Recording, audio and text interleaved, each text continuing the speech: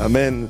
Merci beaucoup, Pasteur Fred. Eh bien, c'est une joie pour moi d'être là. Merci pour l'accueil. Merci pour toi, mais également ton épouse Sylvie, pour votre présence, pour ce temps qu'on a ensemble. Et ça fait de nombreuses années qu'on se connaît. Le Pasteur Fred également. Ça fait de nombreuses années qu'on siège ensemble au sein du conseil de l'UAPM. Donc, pour ceux qui savent pas, l'UAPM, ça veut dire Union des Assemblées Protestantes en Mission. C'est un mouvement d'église qui date depuis une trentaine d'années, dont le fondateur, le pasteur Freddy, auquel il faisait allusion, fait partie de ceux qui étaient au tout début de ce mouvement. Et depuis le mois de mai, j'assure la présidence de ce mouvement. C'est un mouvement avec près de 27 églises aujourd'hui, un peu sur la France, et quelques-unes également à l'île de la Réunion. L'île de la Réunion. Et l'UAPM a à cœur de pouvoir annoncer l'évangile. Implanter des églises, les voir être grandir, les voir être prospères, les voir être épanouis, se lever ensemble et bâtir. Vous savez, il y a une chose que Jésus est en train de faire en ce moment. Il bâtit son église.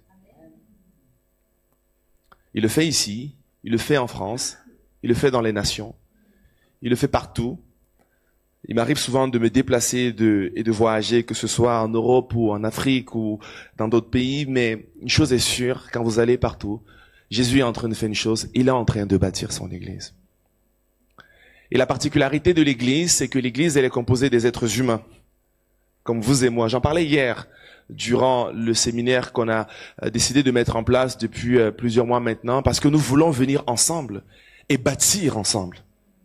Nous voulons nous lever et bâtir. C'est la raison pour laquelle il y a ce thème qu'on a à cœur de dire on veut se lever ensemble et on bâtit ensemble. Vendredi soir, on travaillait avec votre conseil auquel on est associé. On se lève aussi, on bâtit ensemble, on dit Seigneur, on veut se lever, on veut travailler. Et je veux prendre le temps d'honorer tous ceux qui se lèvent dans cette église, tous ceux qui travaillent semaine après semaine, mois après mois, année après année, qui sont à la louange, qui sont à la Sainte-Seine, qui sont au jardin, qui sont à l'accueil, qui sont au sein d'un conseil, qui assurent une comptabilité, qui assurent un secrétariat. L'église est faite d'hommes et de femmes imparfaits,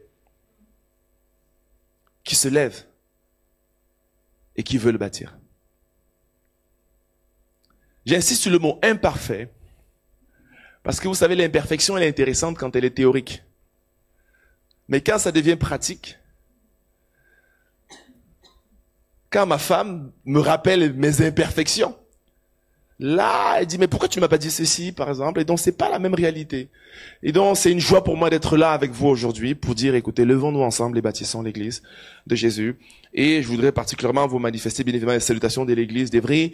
Certains, on les verra dans la convention jeunesse, d'autres, on les verra au congrès, comme on le fait habituellement, d'autres, on les reverra ou bien quand je reverrai ici, ou bien si vous passez dans la région parisienne, c'est une joie de pouvoir vraiment vivre ces temps de qualité ensemble. Aujourd'hui, je voudrais vous inviter à ouvrir votre Bible avec moi dans l'évangile de Matthieu. Matthieu chapitre 14, du verset 20 au verset 33. Matthieu chapitre 14, du verset 20 au verset 33. Le contexte de ce passage, c'est un miracle de multiplication des pains. Jésus était en train de prêcher l'évangile. L'une des choses essentielles, il bâtissait son église, on pourrait dire. Et dans ce texte-là, à un moment donné, il n'y aura pas assez de pain. Les disciples ont dit, Seigneur, s'il te plaît, renvoie ces gens. Il a dit, donnez-leur vous-même à manger. Ils vont manger. Et après ce miracle, il y a un autre passage sur lequel je voudrais qu'on s'arrête ce matin. Donc je ne parlerai pas particulièrement de la multiplication des pains, mais je veux aller dans la suite de ce texte. Et ce qu'on voit dans Matthieu chapitre 14, verset 20, il est dit, tout le monde, je lis dans la version Semeur, tout le monde mangea à satiété. C'est bien quand on est en présence de Jésus, hein? On mange à satiété. Jésus dira, celui qui a faim, qui vient à moi, il sera rassasié. On ramassa les morceaux qui restaient, on en remplit 12 paniers.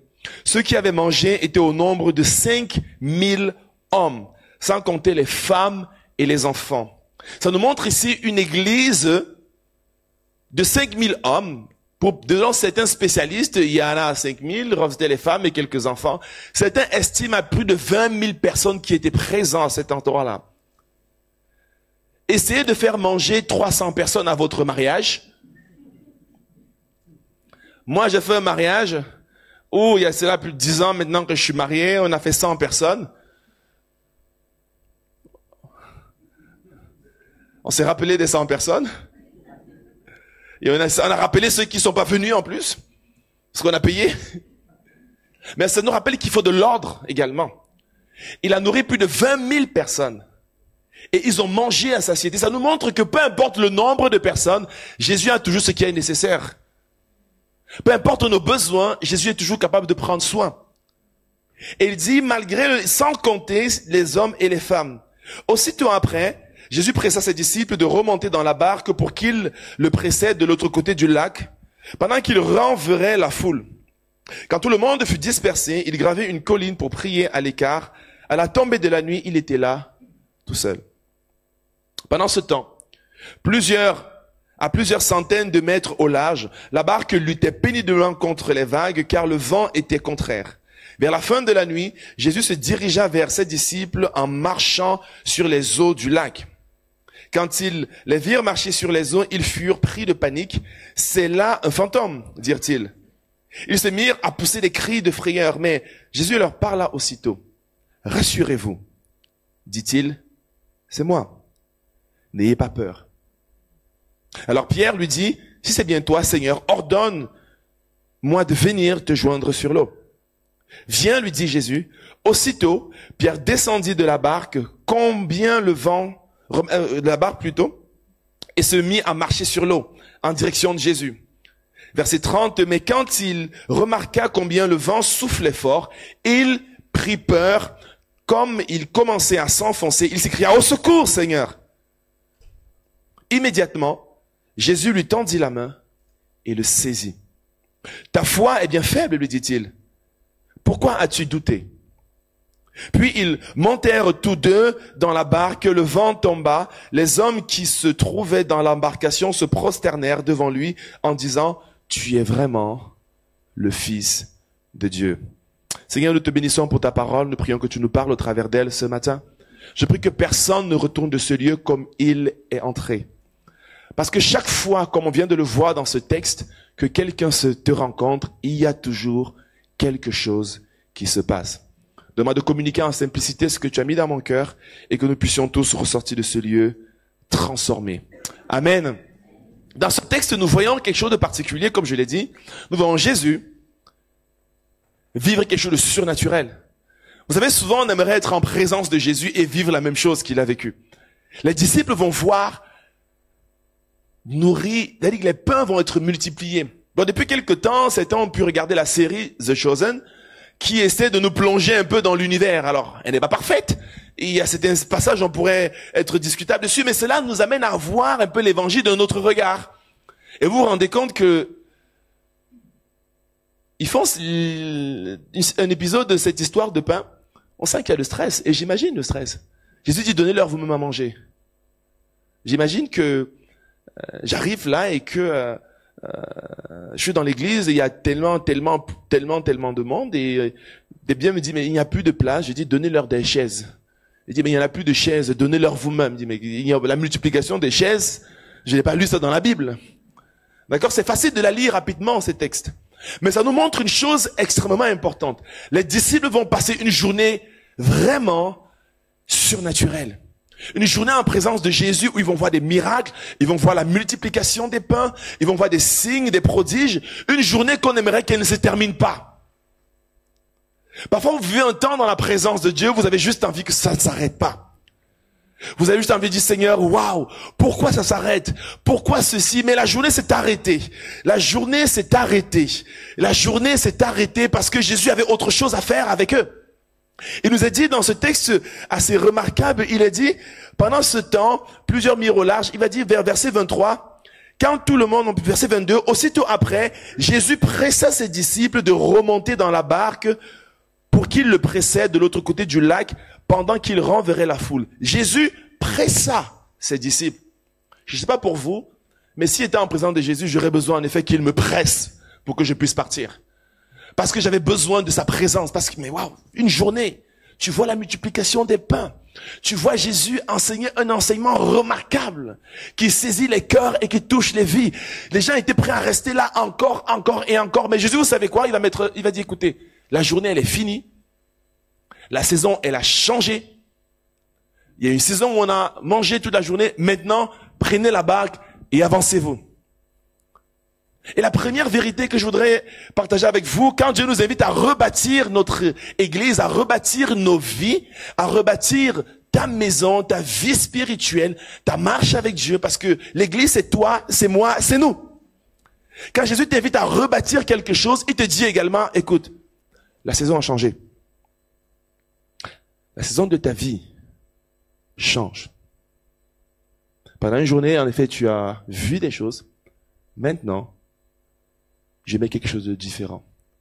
Allez, lève-toi. Va plus loin. Je ne serai pas aussi présent que dans la journée. Mais vas-y, je suis avec toi.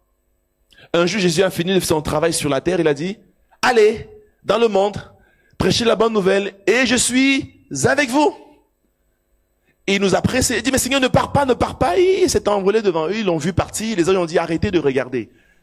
Je vous presse, allez. Et Jésus te dit ce matin, écoute, il y a des saisons dans la vie. Viens une nouvelle saison, avance. Et ça c'est important.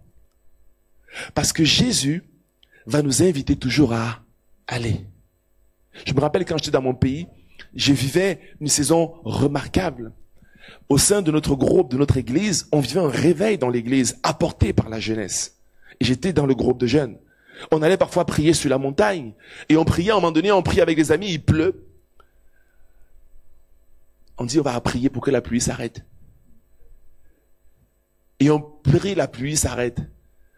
Antonio dit, bon les gars, il faut qu'on se calme quand même. Ça, c'est une coïncidence. Parce que là, on ne peut pas vraiment... C'est en sérieux. On passait des nuits dans la prière et dans cet environnement remarquable, à un moment donné, le Seigneur m'a dit, Cyril, allez, tu pars. Moi, je voulais pas partir. Dieu m'a dit, tu pars. Je voulais pas bouger. Je suis pas en train de vous demander de partir de l'église, hein. Mais, je préfère être clair parce que parfois les messages, on les attend différemment.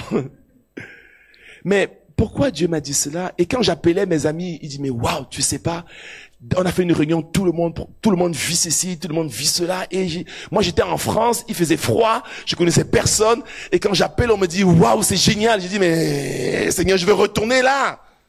Et Dieu me dit, tu sais, ce que tu vivais là-bas, il faut que tu le vives maintenant dans ta chambre, tout seul. Dieu nous invite toujours à changer de saison.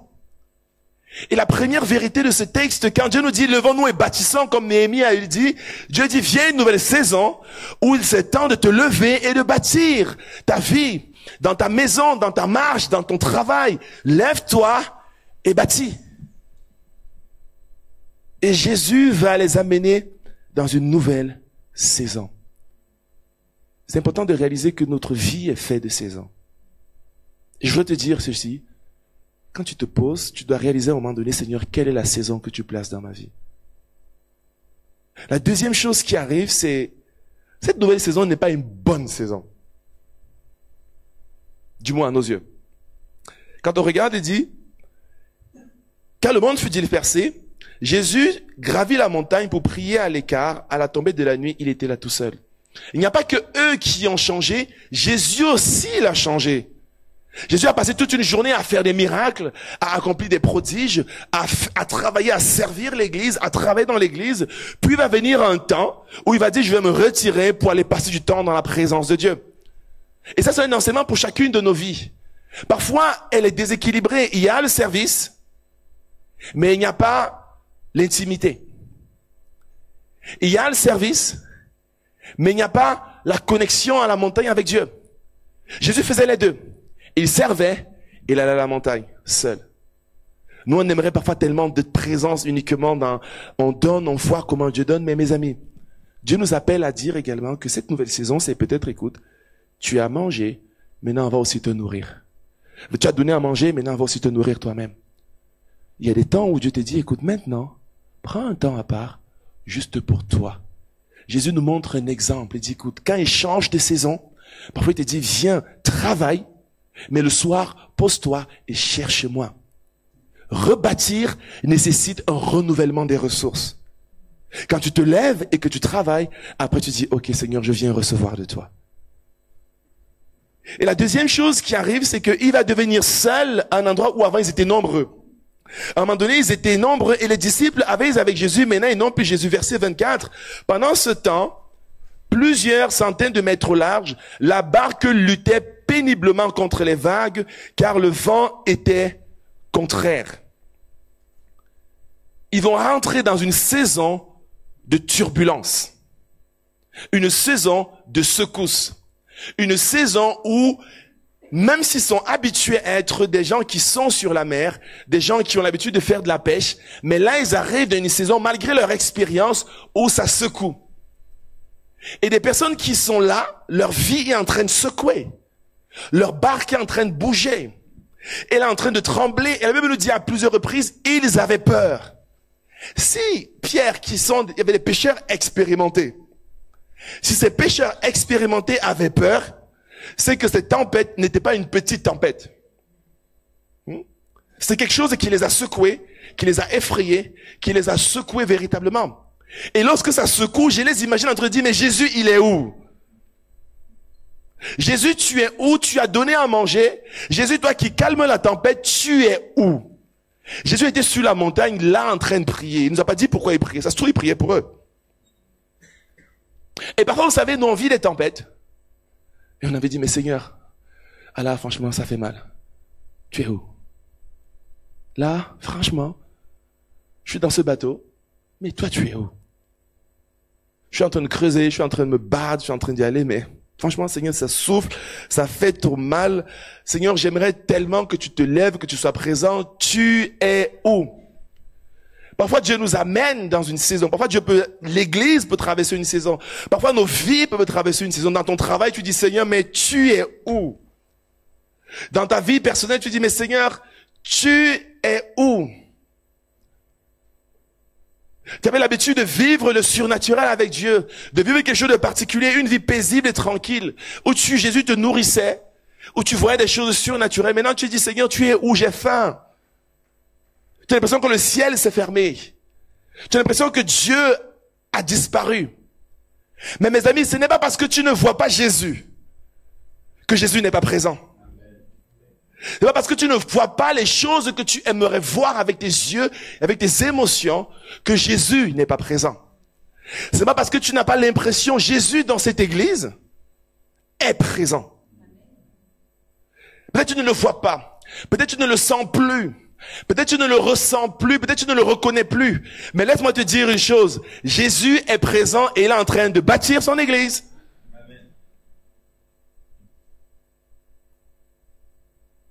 Jésus est en train de bâtir son église.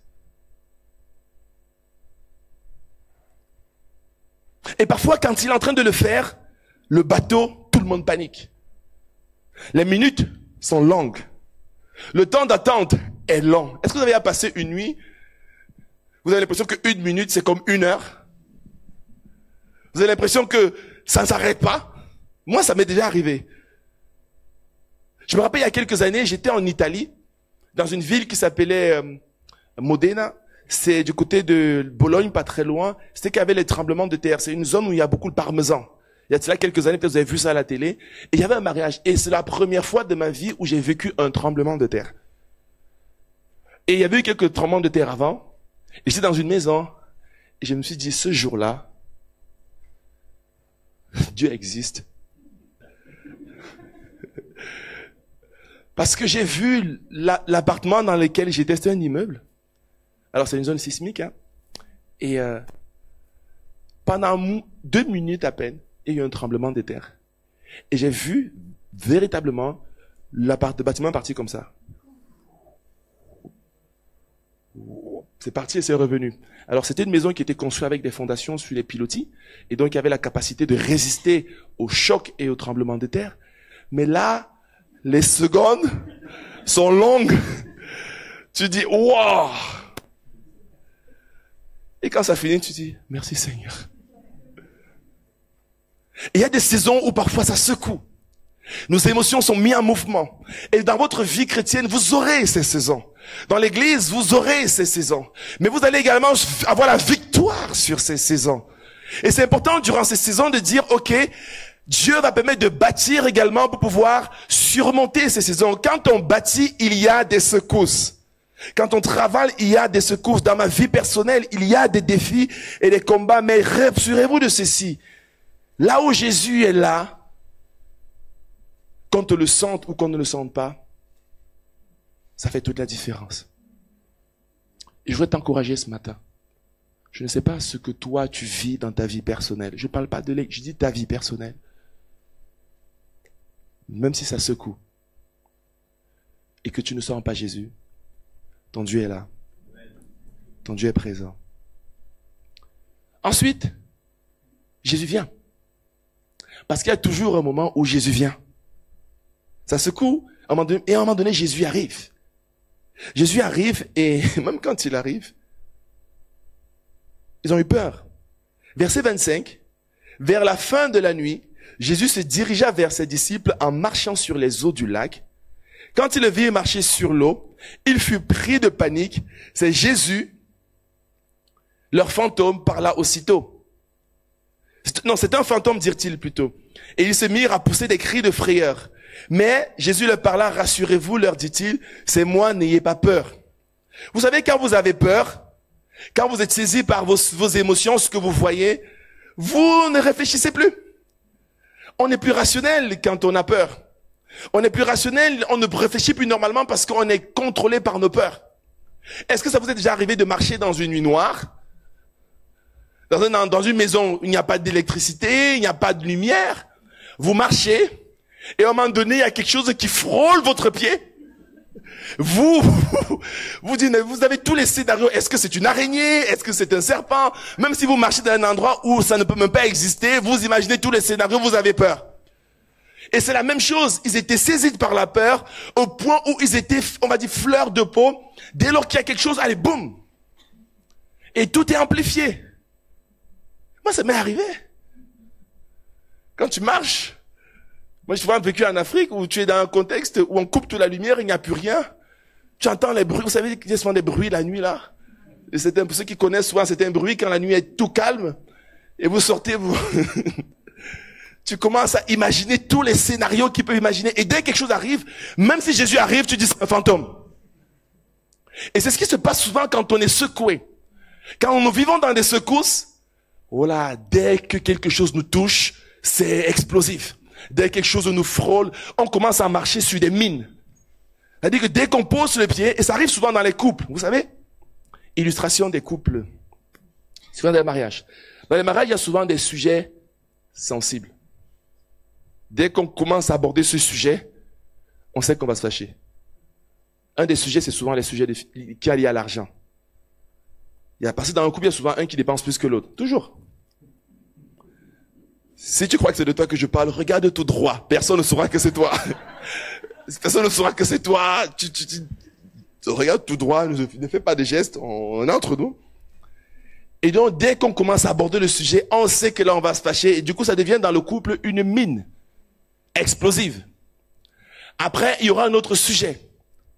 Peut-être c'est la sexualité. Dès qu'on aborde la question, boum. Un autre sujet, peut-être c'est la belle famille.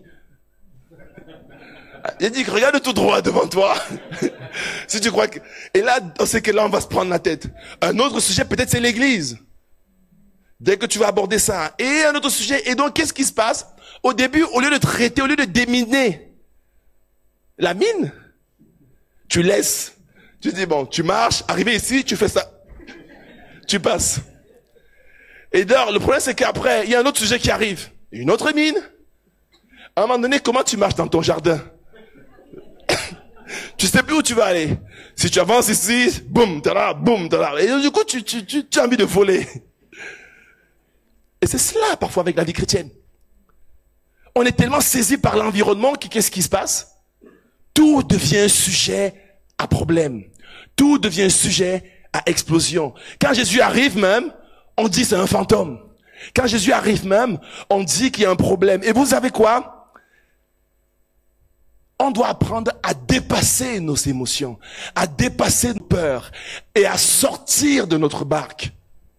Si je devais donner un titre à mon message, j'ai oublié de le faire au début, sors de ta barque et marche sur les eaux. Parce que c'est ce qui va faire Pierre. Pierre va sortir, il va dire, Seigneur, ok, si c'est toi, j'ai peur, mais si c'est toi, dis un mot et je viendrai. Si c'est toi, Seigneur, dis quelque chose et je viendrai. Moi, j'aime Pierre. Et depuis hier, je vous parle de Pierre. Pierre va sortir de sa barque. Il va se mettre à marcher sur les eaux. Jésus vous invite à sortir de votre barque, à sortir de vos peurs, à sortir de vos craintes, à sortir de vos a priori, à sortir de ce que vous venez et à venir à lui. Tout au long de votre marche avec Christ, Dieu dira, arrête d'avoir peur, viens à moi. Viens à lui. Bien sûr, tu as peur, tu es paniqué, tu sais pas trop, mais sors de ta barque. Ose faire ce pas de foi et ça va être une dimension de foi. Il va sortir de sa barque. Certains vont rester dans leur position et ils ne changeront jamais et ils ne marcheront jamais sur les eaux. D'autres vont rester crampés et vont se moquer de Pierre. On dit, Pierre, tu sais, toi tu sais pêcher, mais marcher sur les eaux, c'est pas ton domaine. En plus, avec les fantômes, je sais pas si vous voyez un peu la scène. Tu te tiens, tu dis, Pierre, tu vas où? C'est un fantôme. Tu vas marcher sur les eaux. Mais moi, si quelqu'un me dit qu'il marche sur les eaux, est-ce que tu peux répéter? Mais Pierre va marcher sur les eaux. Il va sortir. Dans la vie, il y a ceux qui commandent, il y a ceux qui agissent. Il y a ceux qui sont spectateurs, il y a ceux qui sont acteurs. Dans ta vie, il y a des choses, Jésus te dira, écoute, viens, viens marcher sur les eaux. Et c'est ce que ceux qui baptisent sont. Ils sont pas parfaits. Pierre n'est pas mieux que les autres. Pierre n'est pas plus compétent. Vous savez quoi? Souvent, les personnes les plus compétentes n'ont pas les personnes que Dieu utilise le plus. Dieu va utiliser ceux qui ont juste envie et malgré leurs défauts, Dieu va les utiliser parce qu'ils ont dit, me voici, c'est à toi de moi. Je veux sortir de mes eaux et je veux te servir. Il va marcher sur les eaux. Certains vont rester dans leur position. D'autres vont se moquer de Pierre et d'autres vont porter leur regard uniquement sur le vent et sur les commentaires, sur leur expérience. Ils disent, je n'ai jamais fait ça. J'ai toujours fonctionné de telle manière. J'ai toujours agi de telle manière. Laisse-moi te dire quelque chose. Si tu veux que les choses changent, fais ce que tu n'as jamais fait. Parfois, notre expérience et notre connaissance est notre plus grand ennemi. Parce qu'on ne peut plus marcher sur les eaux. Quand nous nous levons pour bâtir, nous allons faire ce que nous n'avons jamais fait. Nous allons sortir de nos habitudes, nous allons sortir de nos peurs, nous allons sortir avec nos doutes, parce que Pierre avait des doutes. Mais les regards sont fixés sur Jésus. Par la prière, par la parole, non pas par nos émotions et par nos craintes, on va décider de sortir. Ce qui doit vous amener à sortir, ce n'est pas votre analyse, votre raisonnement, c'est la parole de Dieu et c'est le temps qui passé dans sa présence. Parce que quand Dieu vous parle, vous devez sortir et bâtir. La cinquième chose qui apparaît, c'est qu'on marche, mais les vents existent. Pierre va marcher sur les eaux. Il va dire, Seigneur, dis une parole. Jésus va dire, ok, viens. Il va se mettre à marcher. Il va faire un premier pas, un second pas. Il se met à marcher sur il vit le surnaturel parce qu'il est sorti et il avait peur comme tout le monde. Pierre n'était pas encore parfait comme tout le monde. Pierre allait encore régner Jésus. Pierre allait reconnaître des véritables défis personnels. Mais Pierre a dit, je sors de ma barque. Et ce matin, le Seigneur te dit, écoute, sors de ta barque. Viens marchons sur les eaux. Fais ce que je te demande de faire. et les choses auront une saveur différente. C'est une réalité. Dès le moment où nous arrêtons de porter nos regards sur la tempête, sur les peurs, sur les vents, et que nous portons nos regards sur Jésus, alors notre foi est bâtie et nous commençons à marcher dans le surnaturel de Dieu. Il se met à marcher. Je ne sais pas, mais ça arrive de se dire, parfois, il y a des choses qu'on ne peut pas faire de nos propres forces. Seigneur, je ne peux pas. Et vous savez, il y a 2 pièges dans le christianisme. Le premier, c'est ce qu'on appelle le légalisme. Le légalisme, c'est que tout ce qui va avec, c'est, j'ai la capacité de faire. D'accord? Je crois que je suis capable. Et donc, on ne fait que ce pourquoi on est capable. Même dans mon travail, j'ai fait des bonnes études, je vais travailler bien, je suis fort, je suis à la hauteur, je vais faire ça, ça, ça. Et donc, on se croit capable. Je suis bon. Jusqu'au jour où on se rend compte qu'on n'arrive pas à faire parce que nos capacités sont limitées. Et un autre extrême, laxisme, c'est « Oh, Dieu fait toutes choses bonnes en son temps ». Vous connaissez ce chant « En son temps ». Dieu, oui, la vie est... Les Malgaches disent « Moura moura ». Seigneur, on se laisse couler. Le Saint-Esprit fait, si ça ne marche pas, c'est que le Saint-Esprit n'est pas à l'œuvre. Hein? Oui, si ça ne marche pas, c'est parce que je n'ai pas écouté le Saint-Esprit. Et donc, on met tout sur le dos du Saint-Esprit. Et là, on est juste là comme ça, on se laisse porter par le vent. Et on cite des versets qui sont convaincus que le vent va d'un souffle, tantôt du magnet, tantôt d'une autre. Et donc, on se console dans notre laxisme. Non, la vie chrétienne, c'est les deux. Je me laisse conduire par le Saint-Esprit, qui m'amène à faire ce que je dois faire. Mais parce qu'il me dit, lève-toi et pose la marche, je sais que ce n'est pas par ma propre force que je marche, mais je sais que parce que j'ai décidé de poser le premier pas, et Jésus fait le reste. Mais si je dis que, je ne peux pas marcher, je ne peux pas faire, je vais rester là, oui, tu vas rester là. Mais si tu dis, ok, je vais sortir, alors Jésus va commencer à marcher avec toi. Marcher avec toi. Toute la vie chrétienne, c'est là où tu poses un pas, et Dieu fait le reste. C'est là où tu apportes tes dons et Dieu les multiplie. C'est là où tu sors de ta zone de confort et Dieu fait quelque chose de différent. Et ça fait toute la différence. On marche malgré les vents qui existent. Mais les choses vont se compliquer. On regarde au verset suivant.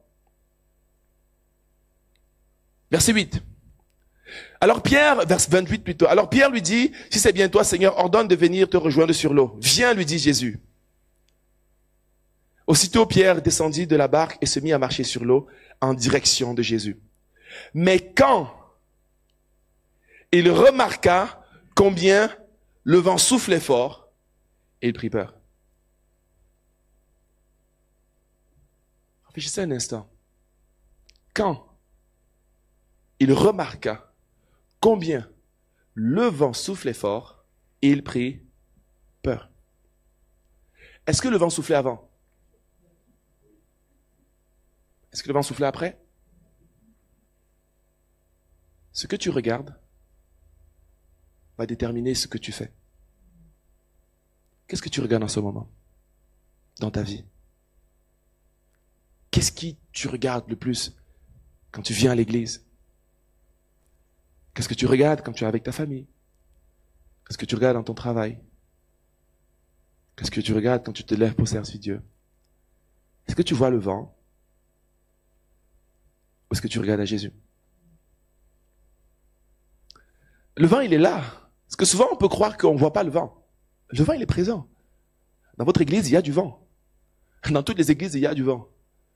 Mais est-ce que tu regardes vraiment ce vent? C'est un piège de constamment regarder le vent. Ça ne veut pas dire que le vent n'existe pas. Vous comprenez ce que je veux dire? Il faut regarder le vent, il faut être conscient que le vent existe, mais il faut regarder à Jésus. Parce que quand tu regardes à Jésus, tu as la victoire sur le vent. Jésus te dit, viens et regarde à lui. Mes amis, et qu'est-ce qui va se passer? Mais quand il remarqua, il souffla, il prit peur, commença à s'enfoncer, et s'écria, au secours Seigneur, parce que, et j'imagine les gars en train de regarder dans la barque et dit, on te l'avait dit, il fallait rester ici, qu'est-ce qui t'a pris d'aller là? On te l'avait dit. Si tu nous avais écoutés, si tu étais resté là, et là maintenant on a les commentateurs, les reporters sont là, BFM, CNews, TikTok, Instagram, on prend les likes, on prend la vidéo, on poste sur les réseaux sociaux. On dit, regardez, Pierre, tu aurais dû comprendre que Jésus, il faut attendre qu'il vienne dans la barque, mais pas que tu marches sur les eaux. Et on va critiquer, et Pierre il va dire, oh secours, personne n'allait plonger pour le chercher. Vous avez remarqué? Les gars, ils sont là. Est-ce qu'ils ont toujours peur du fantôme? Est-ce qu'ils disent que Pierre, c'est parce que tu as péché que tu es dans le 1, que ça t'arrive? Et parfois, les gens vont vous dire des choses, mes amis. Parce que vous serez sortis pour marcher. On va vous dire des choses. Vous allez recevoir des critiques, des paroles blessantes, des choses dans ton travail. Tu vas vivre des choses parce que tu as décidé d'essayer de marcher sur les eaux et de faire ce que le Seigneur te demande. Mais laisse-moi te dire une chose. Écoute. Vaut mieux être sur les eaux, en train de crier au secours, avec le regard sur Jésus, que dans la barque, tranquille, et ne rien vivre. Parce que Pierre va marcher sur les eaux. Et ce que Pierre va vivre, aucun d'eux ne va vivre. Quand tu bâtis avec Dieu, parfois viennent des saisons compliquées. Vaut mieux être là et marcher avec lui et essayer de suivre Jésus que de jamais essayer de le suivre. Croyez-moi, cela fait toute la différence. Oh oui, parfois c'est mieux de rester dans la barque de nos habitudes, dans la barque de nos commentaires, dans la barque de nos donneurs de leçons, dans la barque des choses qui sont... Mais on passe à côté de quelque chose d'essentiel. Parce que qu'est-ce qu'il va faire? Pierre va crier, Jésus va venir. Pierre va tenir la main, Jésus va tenir la main de Pierre. Jésus va être avec Pierre sur les eaux. Il va sentir la main, la présence de Jésus, le confort de Jésus, la consolation de Jésus. Il va expérimenter quelque chose avec Jésus que personne d'autre ne va expérimenter. Si tu ne sors pas, il y a certaines choses que tu ne vivras jamais avec Jésus. Et Jésus t'invite à dire ceci. Viens. Je te parle, viens à moi. Viens à moi. On va bâtir ensemble. On va travailler ensemble. On va bâtir ensemble une maison, une famille. On va bâtir ensemble notre couple. On va bâtir ensemble nos enfants. On va bâtir ensemble dans notre travail. Écoute, on va essayer de bâtir ensemble. Et Dieu sera avec nous. On va bâtir ensemble ton église. On va bâtir ensemble... Jésus va bâtir cette église. Comme il le fait depuis plus de 30 ans. Et comme il le fera jusqu'à ce qu'il revienne. Jésus va le faire. La question est, est-ce que tu vas sortir pour le faire avec lui? Moi, j'ai décidé de savoir que comme Jésus est en train de bâtir, moi, je viens aussi bâtir un peu avec lui. Je viens avec lui. Je sais qu'au ciel, je pourrais dire, Seigneur, merci, j'ai essayé de bâtir avec toi.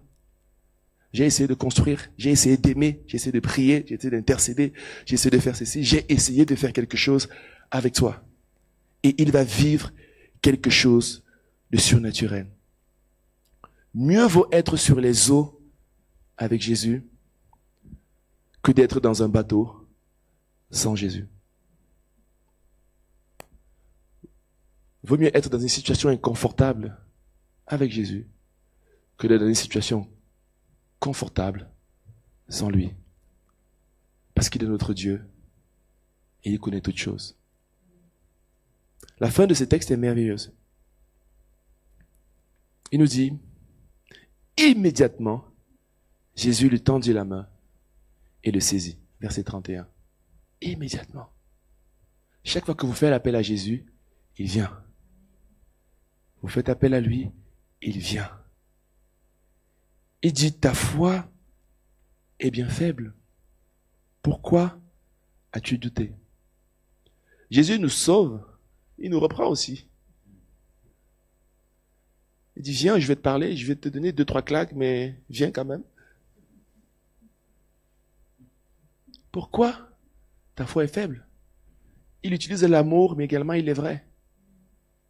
Pourquoi ta foi est faible? Puis ils montaient tous deux dans la barque. Jésus va monter avec Pierre dans la barque. Dans la même barque, il revient dans la même barque. Mais Pierre ne revient plus la même personne. Parce qu'il est sorti, il est revenu, ce n'est plus la même personne.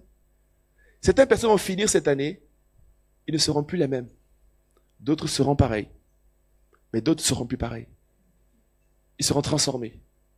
D'autres vont rester dans cette église. Dans un an, ils ne seront plus les mêmes. Et d'autres seront les mêmes. Moi, je t'ai dit, ne sois plus le même. Sors de ta barque et marche avec Jésus. Ils vont dire, le vent tomba. Jésus va arriver, le vent va s'arrêter. Je peux vous dire une chose. Peu importe l'intensité du vent dans ta vie, à un moment donné, cela va s'arrêter. Peu importe l'intensité du vent dans votre église, dans votre groupe, dans votre service, un moment viendra, ça va s'arrêter. Et Pierre peut dire, j'y ai contribué. Pierre peut dire, je suis allé voir Jésus. Et qu'est-ce qui se passe? Les hommes qui se trouvaient dans l'embarcation se prosternèrent devant lui. Tu es vraiment le Fils de Dieu. Regardez, Pierre et Jésus arrivent dans la barque. T'as les gars qui disent, waouh. Pour calmer cette tempête, pour marcher sur les eaux, c'est certainement Dieu. Ils se prosternent devant Jésus. On dit ce sont ceux qui étaient dans la barque. Pierre était à côté de Jésus. Pierre va profiter du fait que les autres se sont prosternés. Je vois Pierre en train de dire, ah les gars, ok. Mais non, qui parle encore? Allez-y, allez-y. Il est à côté de Jésus. Il expérimente la joie. Il dit, waouh, tu es vraiment le Fils de Dieu. Tu es vraiment le Créateur. Tu es vraiment le Seigneur. Ils vont dire, waouh, tout s'arrive par la gloire de Dieu, par la gloire de Dieu. Mes amis, viendra un temps où, dans votre église, waouh, Dieu est vraiment ici. Le Saint-Esprit fait sa place. Certaines personnes viendront dans ta famille et te dire, tu es vraiment quelqu'un qui aime Dieu. Tu es vraiment quelqu'un qui marche avec Jésus. Parce qu'ils vont voir Jésus à côté de toi. Tu pourrais te tromper de croire qu'il se prosterne devant toi. Pierre n'a pas fait l'erreur de croire que c'est devant lui qu'on se prosternait. On se prosternait devant Dieu. Mais parfois, Dieu n'est pas visible dans ce que vous vivez. Et peut-être des personnes peuvent se prosterner. Mais n'oubliez jamais que c'est devant Christ qu'ils le font, pas devant vous. Jésus est celui qui fait tout. Et toute la gloire le revient. Mes amis, Jésus a dit, je bâtirai mon église. Jésus qui est avec nous, le calme revient et la gloire de ces personnes s'est révélée. Mes amis, cette église est une barque qui peut être secouée. Votre vie est une barque qui peut être secouée. Votre famille est une barque qui est secouée. Votre travail, peut-être c'est une barque qui est secouée. Peut-être c'est ton collège, c'est ton lycée qui est une barque qui est en train d'être secouée. Maintenant, Jésus te dit ceci. Viens et marche avec moi. Sors de cette barque et viens à moi. Et tu vas retourner dans cette barque. Ta vie ne sera plus la même. Parce que Jésus est celui qui calme la tempête. Il restaure tout ce qui secouait et il remet tout en mouvement.